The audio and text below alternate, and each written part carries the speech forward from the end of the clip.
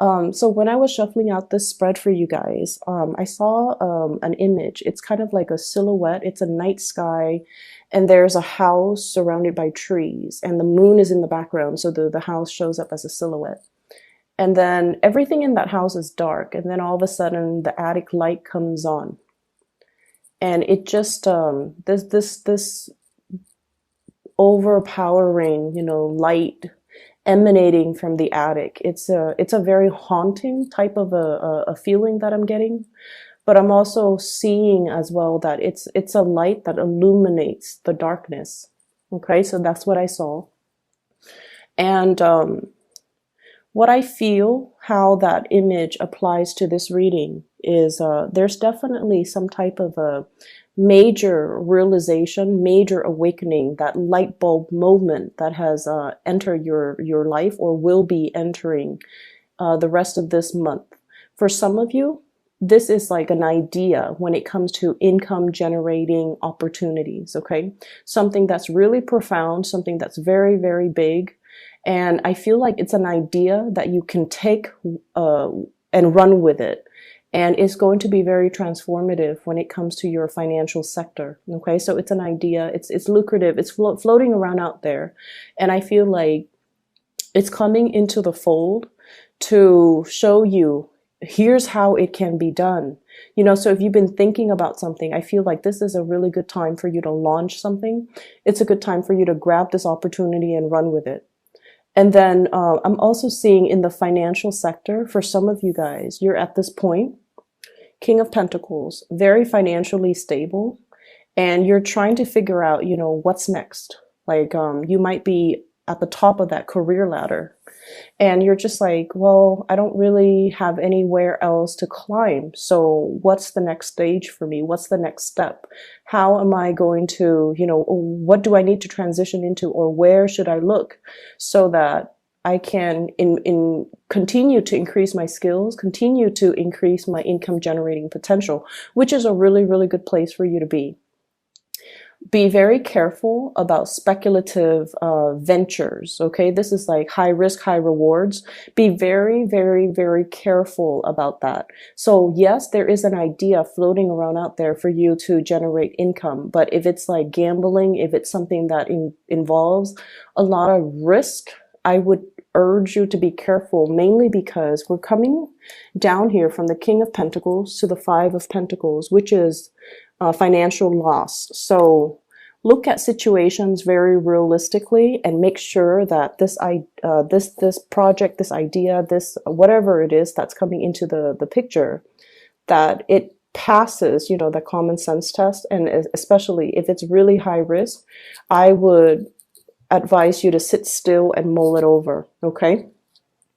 I'm also feeling as well, some of you are really trying to stabilize your financial future. And this is like a different segment of you guys.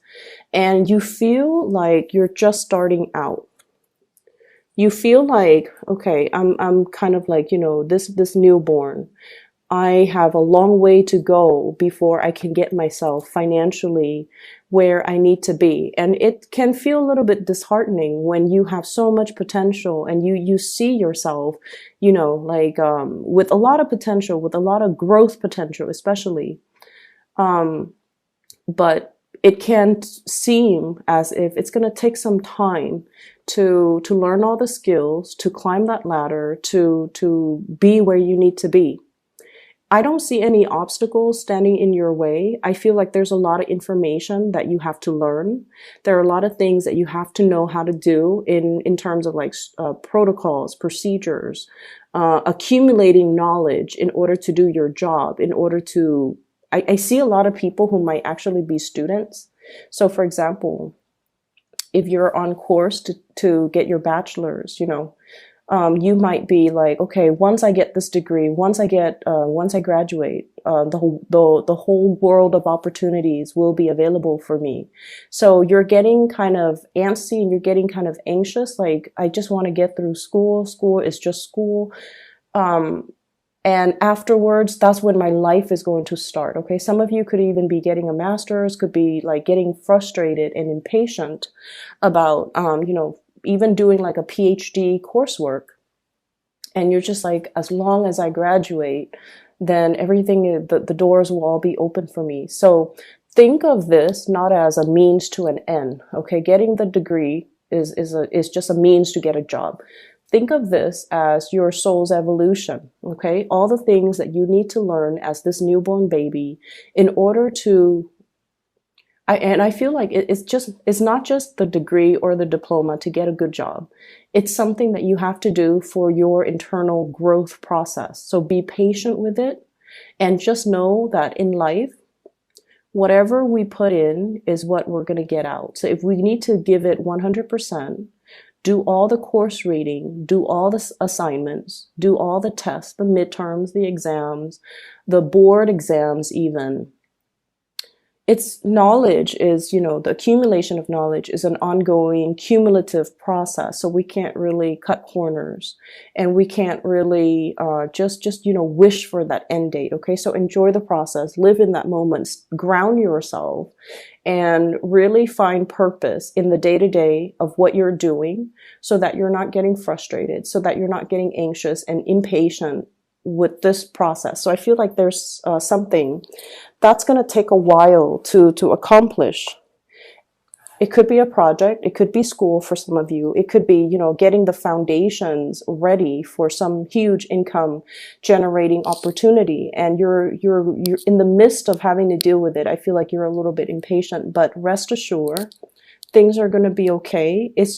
I feel almost like the universe is teaching you delay gratification, is teaching you discipline, a lot of discipline, is teaching you to accumulate knowledge, and it's keeping you kind of still so that you can clearly lay a strong foundation for you guys so that whatever you decide to undertake later on, when this waiting period is over, then you will know that it's going to have a really good outcome. Okay, so be patient with it. There is some brazen, bold communication that's coming through between you and another person. Okay, and this is what I call like the bare naked truth. Okay, Page of Swords. Okay, somebody might be expressing how they feel to you. And they could be expressing how they feel about something that you're doing. They could be expressing how they feel about you. And I feel like the message, the way it's delivered, it could be in a way it's like catching you off guard. It's something very unexpected. And it's something that is like, wow, what do I do with this information?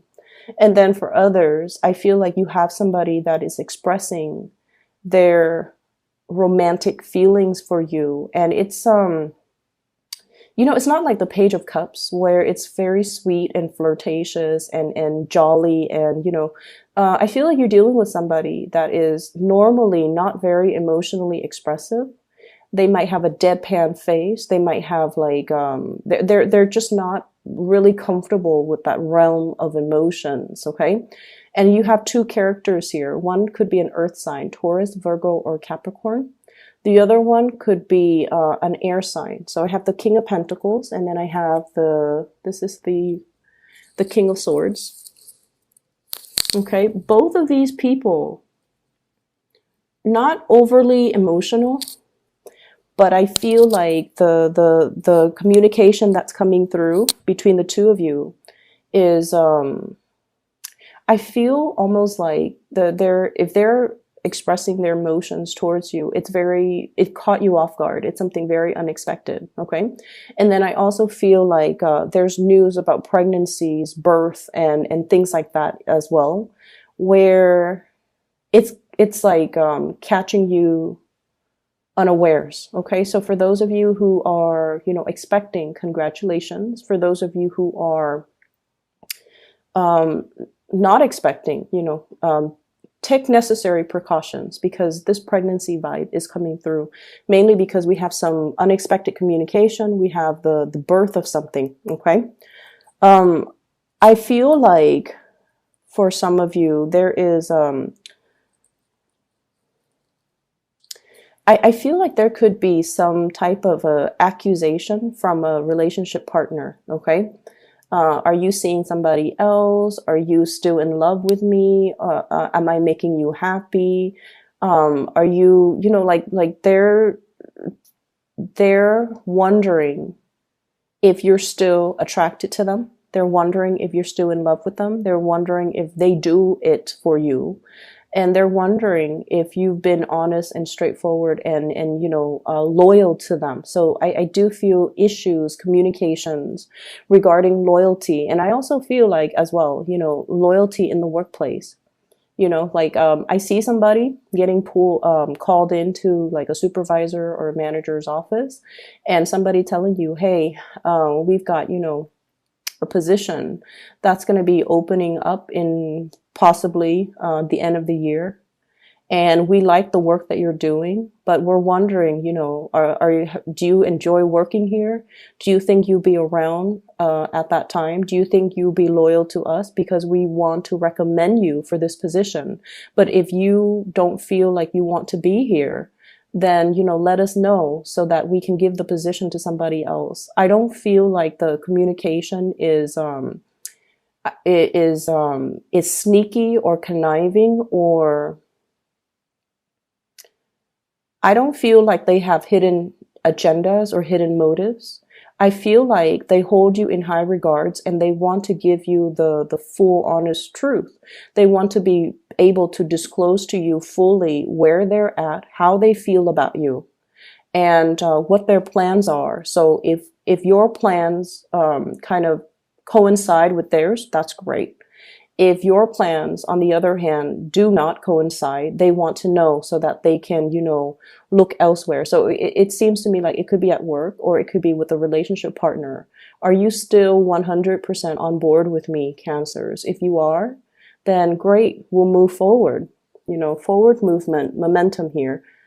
But there's also that little bit of self-doubt. One horse is looking at the other, and it's like, are we in this together? Because it's going to get rough. So are we still in this together? If you want to bail out, you need to tell me now. And honestly, Cancers, I feel in general that it's hard for people to gauge where they're at with you. You guys are really personable. You have great, sparkly, shiny personalities. And you guys are very, very well liked. People that meet you, even for the very first time, they're always going to say, wow, that was a really cool person, male or female. You have this way about you where it's very disarming. You put people at ease. You sincerely care about people. And you always, whenever people talk to you, they feel like, they feel like they're the center of your world. And I'm not sure if you guys are aware of this. I've interacted with a lot of Cancers. And so let's just say I talk to them and they're just like, how was your day? And, I feel like I can say anything without judgment. I feel like, the other person, when they ask me that, they're really, really, really sincerely interested in, how was your day? It's not just casual conversation, because people do that. And they ask you and then they're disinterested as soon as you open your mouth. But I feel like with you guys, there is a very strong sense of sincerity when you interact with people, when you talk to people, when you ask people, even with just mundane water cooler chit chat, you're still very much engaged and very interested in what they have to say. And I feel like you do this with a lot of people. And that is why I mentioned before, a lot of people can get the wrong ideas and think that you're flirting with them. And then a lot of people, your partner, when they're with you, they feel like they're the center of your world because, of course, you love them. But when you're engaging or talking to somebody else, they just feel very sidelined, okay? So make sure that you kind of keep that attention, that focus on the relationship partner. Reassure your relationship partner so that they don't feel insecure, or they don't feel like they're put on the back burner, or they don't feel sidelined in conversations. Okay, be inclusive to the point where it's group inclusion, you know? So I hope that makes sense. I feel like there's some insecurities coming through, especially from relationship partners. What I have as well is I also feel like some of you are in a position where you're being offered, like you're in one job and you're being offered another job. Okay. You're in one relationship and you're being solicited for another relationship. And I feel like there's a little bit of a sensory overload from your end about like, oh, what do I do? So many choices, so many options. There's also this paralysis. It's like I can't really act on anything right now. I don't know what to do. I don't know, want to say the wrong thing. I don't want to convey the wrong things. I don't want to make a decision because I need some time to mull it over. So there's an element here about you being quite conflicted and kind of pulled in different directions about, you know, what's the right choice for me. So if you are being poached, for example, if you're in one company working for somebody that you really care for and you admire and you feel like there's growth potential here and you're being, you know, pulled by another company, recruited by another company, or offered another job, I feel like I feel, well, let me see. I feel like it's catching you unawares. And I feel like the new job, yep. I feel like the new job, they really want you. Okay. I call this bending over backwards to accommodate another person. They really, really, really want you. They really want you. And, you know, the best work environment is the work environment that really sees your full potential, that really appreciates you, and that really wants you. Okay, so I feel like you have some choices to make. And then I also feel like if you're in one relationship, there might be somebody telling you like, hey, I really like you. When if you ever find yourself single, then, you know, reach out to me. And in that situation, I see you kind of recoiling like, I don't know what to do with that information. And I feel like you can trust people and take what they say at face value. Okay, this is options opening up. You can take what they say at face value. If they're telling you if you ever find yourself single, then contact me. They don't expect a response from you. I mean, unless you're single, right? But if you're in a relationship already and you're happy, then just leave that alone. Okay, don't work yourself into a frenzy. Okay. So I definitely see some temptation would work with relationships as well coming through. Testing your loyalties, I feel. Testing your loyalty. So, you know, stand firm in whatever it is that you hold dear, whatever it is that you love, whatever it is that you value. Don't waver. Don't think about what if, because, you know, a lot of the times when new opportunities open up, we forget or we take for granted what we already have. So this is telling you if it's a job or something, I feel like they really like you. They really like you. But if you're happy where you're at, then, you know, work from that standpoint. Make the decision from that standpoint. Okay, don't think of it as missed opportunities or if I don't do this, I'll never get that opportunity again. They want you, so they will continue to wait. Okay, so let's brush that aside. So that's the first 6 cards here. The last 4 cards. First of all,